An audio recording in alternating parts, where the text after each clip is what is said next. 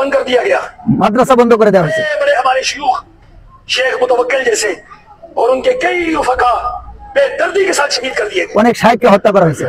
हमने उनको इस तरह मुतवज्जे किया। मरकजी जमीयत अहले हदीस पाकिस्तान ने वफद तश्कील दिया, हम यहाँ उनके सफीर से मिले, পাকিস্তানও যোগাযোগ यहाँ করছে, उनके मंदूब से मिले, আফগানিস্তানের তালেবানদের নেতাদের সাথে কথা বলছে, बहुत अहम तरीन बंदे से मुलाकात की মানে অনেক বড়দের সাথে মোলাকাত করছে। और उनको जाकर हमने कहा कि आप अहले हदीस को क्यों मार रहे हैं। उन्होंने बड़ा घिनौना इल्जाम अहले हदीसों पे लगाया। उन्होंने कहा अहले हदीस दाइश है। और भाई दाइश तो तकफीरी लोग हैं, हम तो तकफीरी नहीं है। अहले हदीस की दावत ये सिर्फ कुरान और सुन्नत की दावत है, कुरान और हदीस की दावत है। अफगानिस्तान के अंदर अहले हदीस, আমাদের বাংলাদেশেও এই আহলে খবিসরা কিন্তু এরকম কথাই বলে। তাদের দাওয়াত কোরআন সুন্নাহর দাওয়াত, তাদের দাওয়াত সহিহ হাদিসের দাওয়াত, তাদের দাওয়াত ইসলামের দাওয়াত। কিন্তু আপনারা কি দেখতে পাইতেছেন বাংলাদেশে? দীর্ঘ 15টা বছর দিল্লির দাসী আমাদের উপরে সে জমে বসেছিল।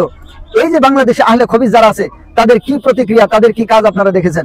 এরা কিন্তু এই যে সালমান এফ রহমান, দরবেশ বাবা এবং এই আওয়ামী লীগের অনেক বড় বড় লিডারেরা এই আহলে খবিসদের লিডার ছিল, আহলে খবিসদের সাথে সম্পর্ক ছিল, আহলে খবিসদেরকে লক্ষ কোটি টাকা দিয়ে তারা সহযোগিতা করেছে। এই আহলে খবিসরা ছিল এই আওয়ামী লীগের সাথে আওয়ামী লীগের গোলাম হিসেবে ছিল।